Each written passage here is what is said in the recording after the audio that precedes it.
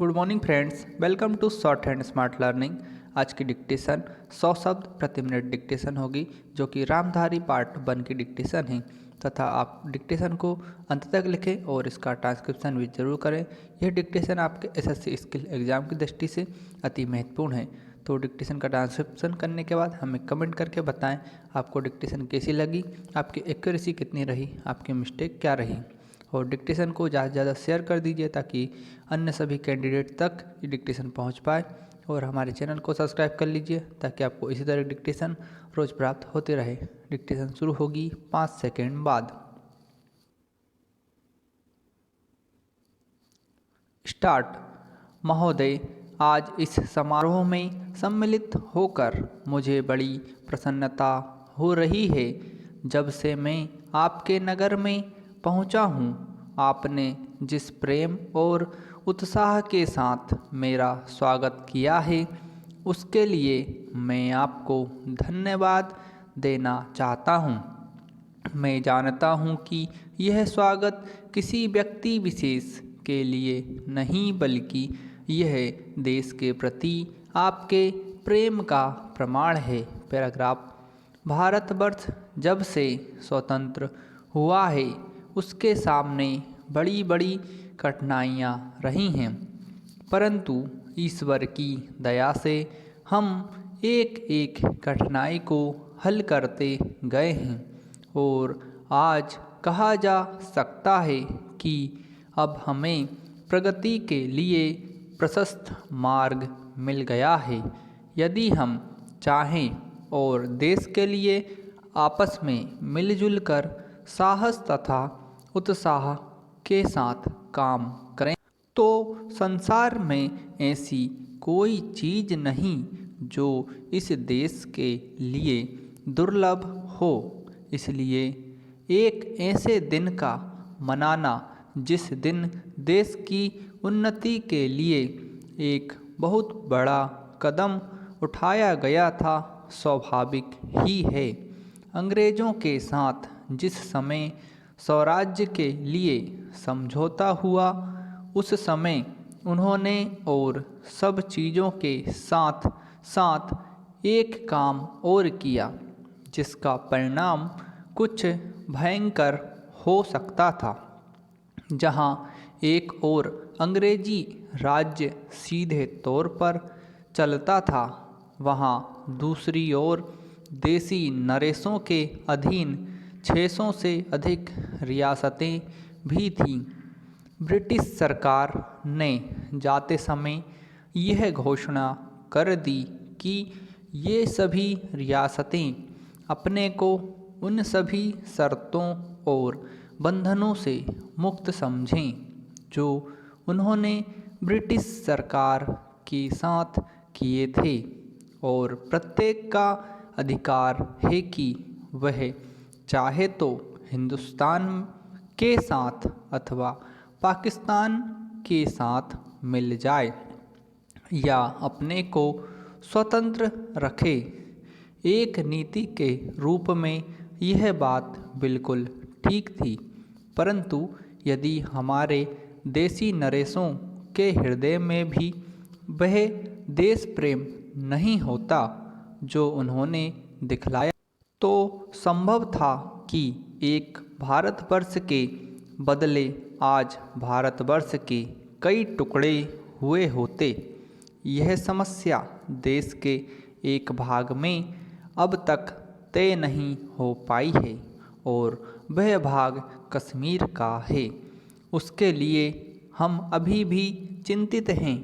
देसी नरेशों के देश प्रेम, उनकी दूरदर्शिता और समय को पहचान कर उसके अनुसार अपने को ढाल लेने की उनकी शक्ति के फलस्वरूप ही भारत के 2 टुकड़े हो जाने पर भी विशाल भारतवर्ष आज रह गया।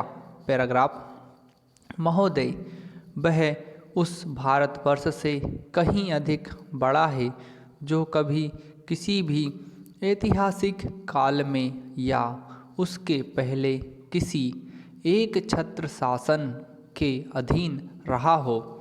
आप जानते हैं कि भारतवर्ष इतना बड़ा देश है, पर संसार के और बड़े बड़े देशों की सैनिक शक्ति के सामने उसकी शक्ति बहुत कम है।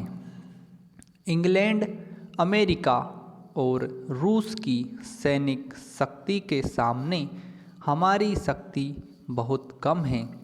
ऐसी स्थिति में हमारे सामने प्रश्न यह है कि क्या हम किसी के सामने झुक जाएं, किसी के साथ मिल जाएं, या अपने को तटस्थ और स्वतंत्र रखें।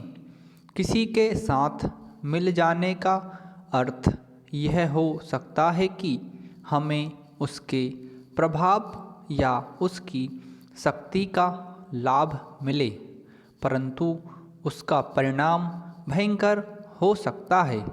यदि उन पर कभी संकट आया तो हम पर भी आएगा। यदि हम अलग रहते हैं तो हम अपने पैरों पर खड़े होकर अपनी शक्ति से बहुत कुछ कर सकते हैं।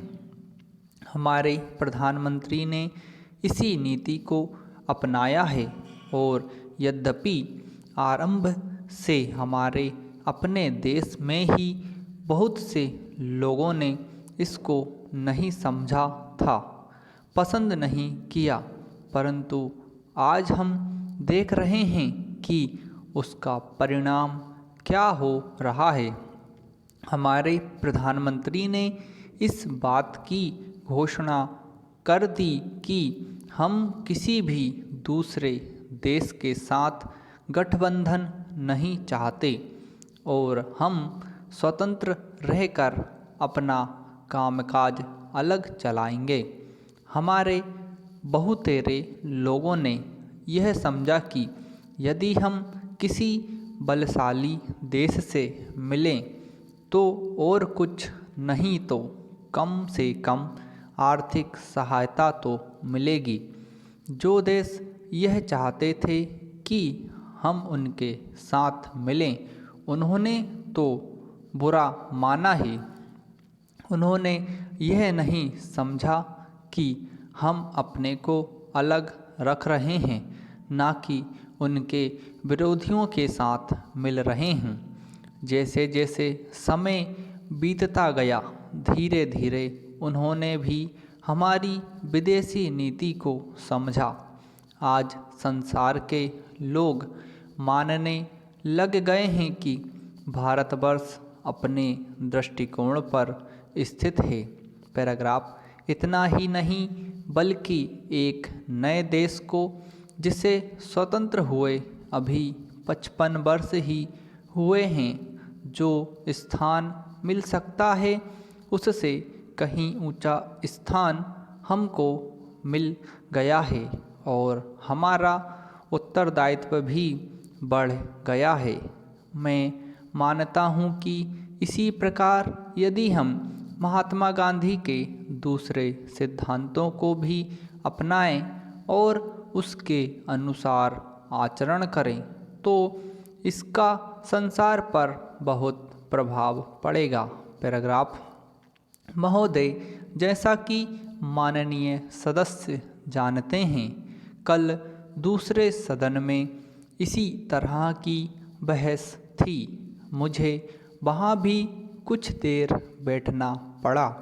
इस कारण यहाँ जो भाषण हुए उन सबको मैं सुन नहीं सकी। मुझे सुनकर दुख है कि कुछ माननीय सदस्यों ने इस अवसर पर भी हमारे विदेश विभाग को बुरा भला कहा। सेवाओं पर दोषारोपण करके सरल रास्ता निकालने का प्रयत्न ऐसी प्रवृत्ति है जिसकी मैं निंदा करती हूँ। मैं यह नहीं कहती कि हमने गलतियाँ नहीं की हैं, और हमारे सभी प्रतिनिधि हमेशा योग्य ही होते हैं। जब गलती हो तो हमें उसे अवश्य बताना चाहिए, लेकिन सदा आलोचना करते रहने से निरुत्साह पैदा होता है और मनोबल गिरता है। हमें उन औजारों को ही कुंठित नहीं कर देना चाहिए जिनसे हमें काम लेना है।